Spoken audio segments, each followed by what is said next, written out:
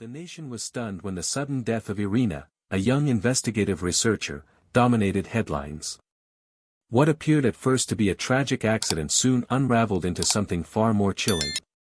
Iryna had been quietly working on a dossier that many powerful figures never wanted the public to see. Inside were confidential documents, late-night recordings, and hidden correspondences exposing networks of influence that reached deep into America's political system. Her friends revealed that in the weeks leading up to her death, Iryna had grown increasingly paranoid. She spoke about cars following her at night, strange phone calls, and even threats disguised as warnings. She knew she was getting close to something enormous, something that could shake Washington to its core. When her laptop was recovered, encrypted files hinted at secret deals, undisclosed lobbying payments, and backroom promises between officials and corporations. The deeper investigators looked, the clearer it became, Iryna had stumbled into a dark secret that many wanted to stay buried. Public outcry exploded. Citizens demanded answers, journalists picked up her trail, and whistleblowers began stepping forward. What was supposed to remain hidden now became a national conversation about accountability, transparency, and the true cost of silence. Iryna's death was not the end, it was the spark. Her story became a symbol of courage in the face of power. Across the country, people began asking hard questions: who benefits from the silence? Who is pulling the strings? And how many more stories like Iryna's have been swept under the rug? As pressure mounted, congressional hearings were announced, lawsuits were filed, and America was forced to confront a truth it had long avoided: sometimes the biggest dangers to democracy are not abroad, but within its own walls. Iryna never lived to see the impact of her work. But her story, and the secret it exposed, ignited a movement that could no longer be stopped. As news of Iryna's death spread, her colleagues began searching for the documents she had been working on. But something was wrong: her main computer had been wiped clean. Entire folders, gone. External drives she always carried with her were missing. Her best friend, Anna, revealed in an interview that Iryna had given her a sealed envelope just a week earlier. Inside was a handwritten note: if something happens to me, do not trust the official story. Look in the cloud. The truth is there. Investigators turned their attention to Iryna's encrypted accounts. After days of effort, they finally cracked into one of them. What they found was shocking: spreadsheets linking political donations to undisclosed government contracts, maps of secret meetings, and references to Project Nightfall, a code name that nobody could fully explain. But before the public could see everything, the files vanished. The account was shut down remotely, as if someone on the inside had access. Whispers began to spread: was Iryna silenced because she got too close? Who had the power to erase evidence in real time? By now, the story was no longer just about Iryna, it was about a dark machinery working in the shadows of America's institutions. And the first question on everyone's lips was simple but terrifying: who really holds the power? The term, Project Nightfall, spread like wildfire once journalists caught wind of it. But there was no official record, no government website, no trace in public archives. It was as if the project didn't exist, yet it appeared multiple times in Iryna's recovered files. One whistleblower, a mid-level contractor, finally stepped forward under anonymity. His voice was disguised when he appeared on an independent news broadcast. Project Nightfall isn't a myth. It's real. It's a shadow initiative, hidden funding streams, secretive tech experiments, surveillance beyond anything the public knows. And the people running it? They're not elected. They're untouchable. The revelation shook viewers. If true, it meant that billions of dollars were being funneled into operations outside public oversight. Even more alarming, the whistleblower hinted that Iryna had obtained classified memos showing who signed off on the project. Powerful names. Names that could collapse careers overnight if exposed. But then came the chilling twist: every whistleblower who mentioned Project Nightfall suddenly went silent. Phones disconnected, email accounts vanished, some even left the country. The public was left with fragments of truth, but no clear picture. And in the middle of it all, one question loomed larger than ever: did Iryna die because she was about to connect the final dots of Project Nightfall? Days after the whispers of Project Nightfall reached the public, an anonymous account dropped a single PDF file on a popular forum. The title read, "Confidential, Eyes Only." The file was brief, just 6 pages, but it sent shockwaves through Washington. Inside were meeting notes between high-ranking officials and private contractors, discussing surveillance networks, data harvesting, and experimental programs meant to influence civic behavior. One line stood out above all others: Nightfall operations must remain deniable at all costs. Exposure would destabilize public trust. The media exploded. Talk shows debated whether the file was authentic. Some called it a hoax, others insisted it matched Iryna's research style and formatting. But one detail couldn't be ignored: the signatures. Names of individuals still serving in government appeared at the bottom of the pages. Within hours, the PDF was scrubbed from the internet. Search results disappeared, accounts were deleted, and even major news outlets suddenly dropped coverage. The speed of the erasure only fueled suspicion. Meanwhile, people began to notice a chilling pattern: anyone who tried to repost the file online was hit with takedown notices, or worse, personal threats. But the genie was out of the bottle. Iryna's work had broken free. The question wasn't whether the truth would come out anymore. The question was, how far would those in power go to bury it? When the leaked PDF was wiped from the internet, most newsrooms backed away, fearing lawsuits or worse. But one journalist refused to stay silent: Michael Turner, a seasoned investigative reporter with nothing left to lose after being fired for exposing corruption years earlier. Turner tracked down Anna, Iryna's closest friend, and begged her to trust him. At first, she hesitated. She knew how dangerous the files were. But when Turner showed her a private notebook of his own, filled with leads on the same networks Iryna had been chasing, she realized he wasn't just chasing a headline. He wanted justice. Together, they pieced through fragments of Iryna's backups. Passwords hidden in her journal, codes scribbled in margins, even USB drives she'd stashed in old books. What they found was explosive: detailed financial transfers connecting government officials to shadow corporations, emails referencing behavioral engineering tests conducted without public consent, and maps of secret facilities in remote parts of the country. Turner knew if he published it all at once, the story would be buried instantly. So he devised a plan: release the files piece by piece, slowly, in a way the public could not ignore. But as soon as the first article went live under his name, Turner's phone began buzzing non-stop. Calls from blocked numbers. Threatening messages. A car idling outside his apartment late into the night. It was clear, someone powerful had noticed. And they wanted him silenced, just like Iryna. Turner's first article hit the internet like a lightning bolt. Titled, "The Hidden Empire, What They Don't Want You to Know," it contained only a fraction of Iryna's files, but it was enough to set the country on fire. The piece revealed that billions of taxpayer dollars had been funneled into untraceable accounts tied to behavioral influence projects. The documents exposed experiments in monitoring online habits, manipulating information feeds, and even predicting voting behavior. Turner didn't reveal every name, but he hinted at them. Household figures, he wrote, are sitting in boardrooms where democracy is treated like a market to be bought and sold. Within hours, hashtags demanding answers trended worldwide. Protests broke out in front of government buildings. People carried signs reading "Iryna knew," and "Who owns our choices?" Mainstream networks tried to downplay it, labeling Turner a conspiracy theorist. But ordinary citizens weren't buying it. The leaked evidence was too detailed, too precise. And independent analysts began confirming the authenticity of Turner's documents. The government responded with silence. No denials, no explanations, just silence. And that silence only made people more suspicious. Then, in the middle of the chaos, Turner received a message from an unknown source.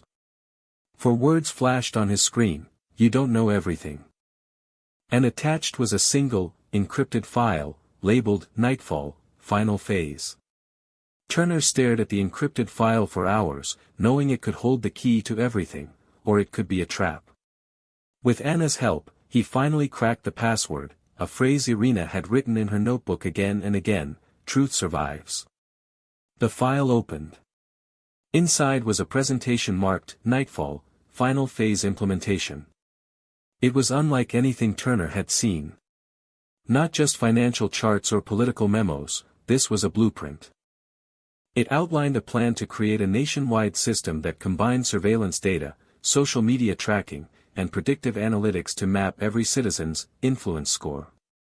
According to the documents, this score would determine whose voices rose online, whose posts got buried, and even whose votes might be quietly suppressed through technical irregularities. At the end of the file, a single chilling line was written in bold: "Once Phase 3 is complete, perception replaces reality." Turner felt his chest tighten. This wasn't just corruption, it was control. A way to steer the entire nation without anyone realizing it. Anna whispered, "This is why they killed her." Turner knew they couldn't sit on this. But if they released it recklessly, the files could vanish again. And if they hesitated too long, they could be silenced next. Somewhere out there, the architects of Nightfall were watching. Waiting. And Turner had just become their next target. Turner sat alone in his apartment, the glow of his laptop illuminating the words, "Perception replaces reality." Every instinct told him to run, to disappear, to save his own life. But another thought burned hotter: if he stayed silent, Iryna's death would mean nothing. Anna pleaded with him. "Michael, once you publish this, there's no going back. They'll come for you. They'll come for both of us." Turner clenched his jaw.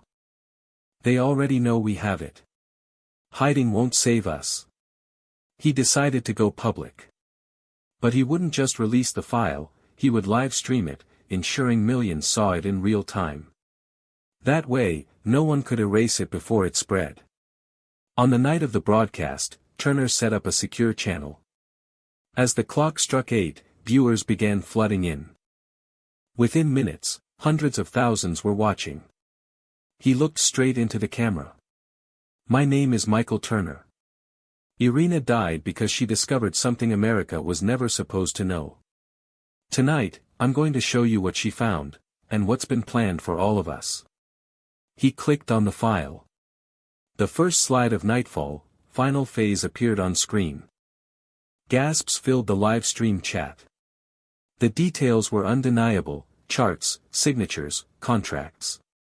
But before he could move to the second page, the feed began to glitch.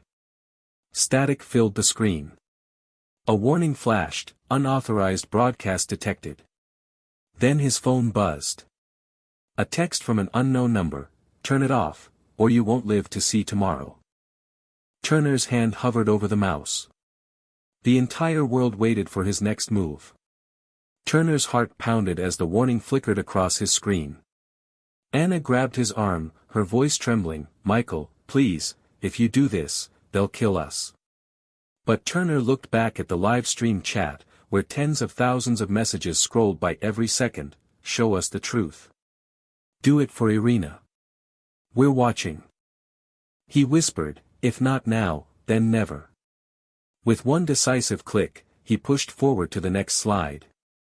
The broadcast revealed charts of financial flows between private corporations and hidden government accounts. Then came the contracts, signed by officials still in office. Finally, the slides outlining the manipulation of digital platforms, the algorithms designed to bury dissent and elevate chosen narratives. The live stream exploded. Millions joined within minutes. Hashtags began trending worldwide. News anchors, unable to ignore it, cut into regular programming to cover the broadcast. Then, the lights in Turner's apartment went out. The stream froze. Anna screamed, thinking it was over. But seconds later, Turner's backup generator kicked in, and the broadcast returned. The crowd of viewers erupted in celebration. Turner leaned into the camera, his voice steady. They can try to silence us. They can try to shut this down. But the truth is already out. You can't kill it now. Suddenly, a loud crash echoed from the hallway outside his door. Heavy footsteps. Someone was coming. Anna's eyes widened in terror. Michael, they've found us. The pounding at the door grew louder. Anna froze, clutching the hard drive with Iryna's files. Turner didn't flinch, he kept the broadcast running, his voice firm as if daring the intruders to act on camera. The door burst open. Men in black tactical gear stormed the apartment, faces hidden behind masks. Viewers around the world watched the chaos unfold live. Step away from the computer, one of them barked. Turner raised his hands, but he refused to step aside. You're too late. The truth is already out there. The men moved to cut the feed, but Anna was faster. She slipped the hard drive into her backpack and darted toward the fire escape.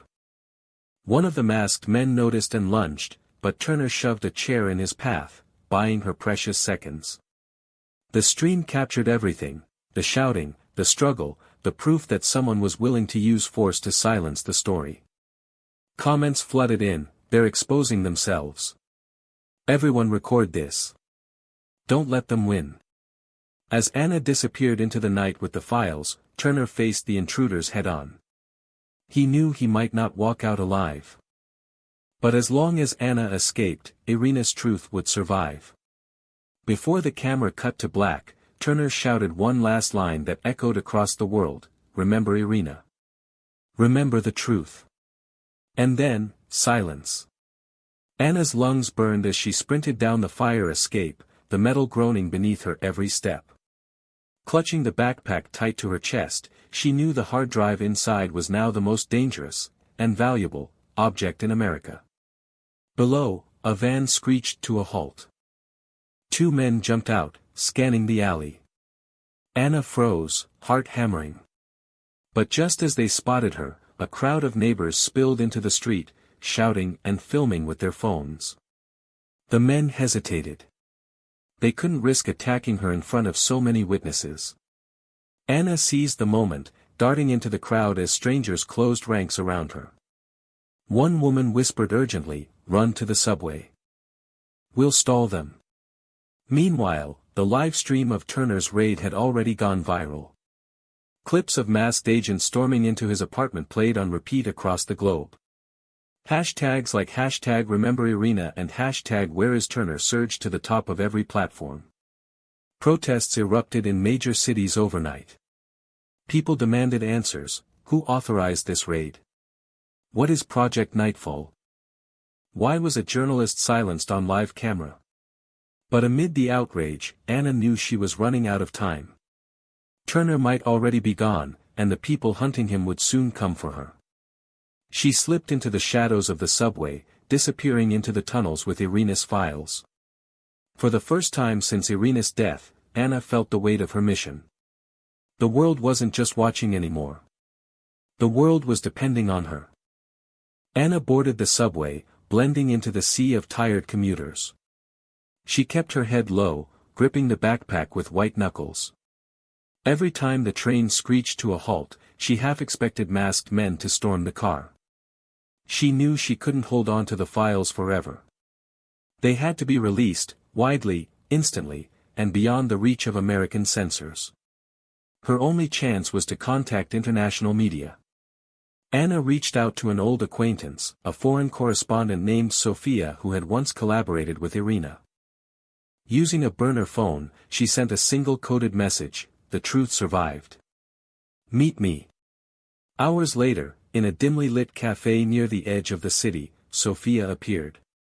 She looked older, wearier, but when Anna revealed the hard drive, her eyes widened. This could change everything," Sophia whispered.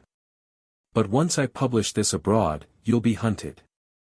They won't stop until—" "I don't care," Anna cut her off. "Iryna died for this.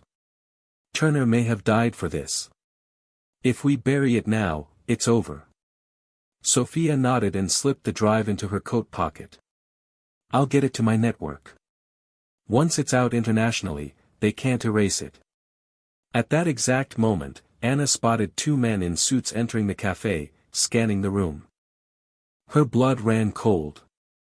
Sophia leaned in close, her voice sharp but calm. Go.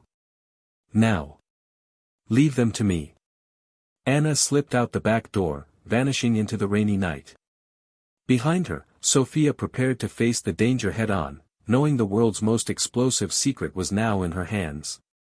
Within 48 hours, Sophia's network released the full contents of Iryna's files across multiple platforms.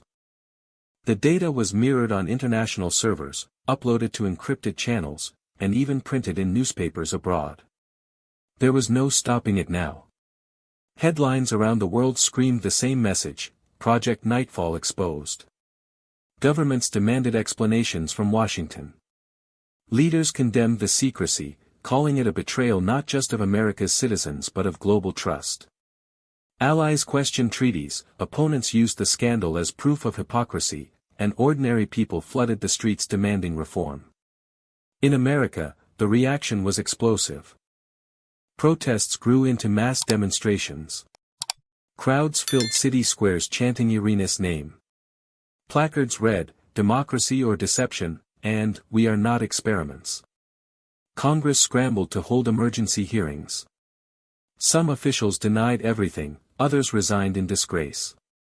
But leaked emails within the files showed unmistakable signatures, proof that members of the establishment had signed off on Nightfall.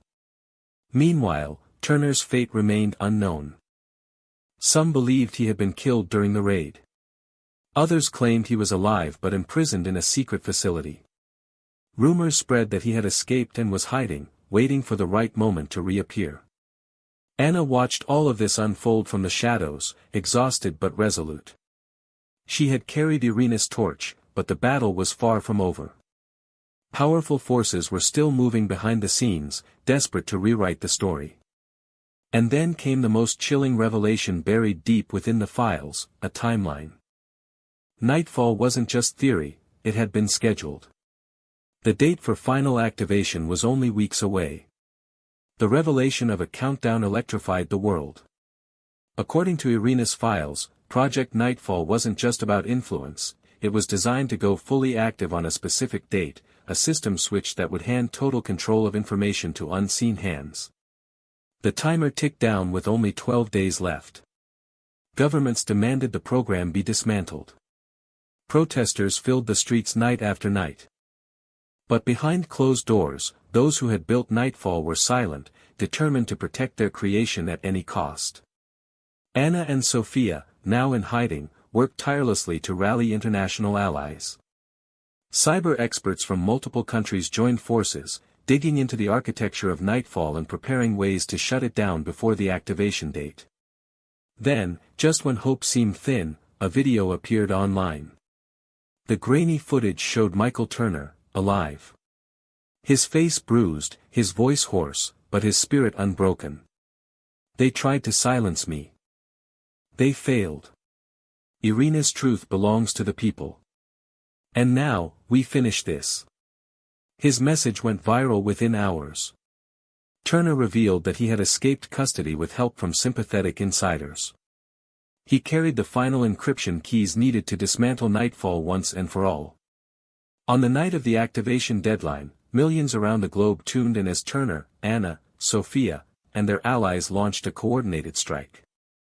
Servers went dark, firewalls collapsed, and the core system of Nightfall crumbled under the weight of international resistance. When the countdown hit 0, nothing happened. The activation failed. Nightfall was dead. The victory came at a price. Turner vanished again, this time willingly, choosing a life in the shadows. Anna returned to a quiet existence, though forever changed. Sophia's reporting earned her global recognition, but also painted a permanent target on her back. And yet, in the end, Iryna's name became a symbol. Statues were raised, documentaries were made, and every protest chant carried her legacy: truth survives.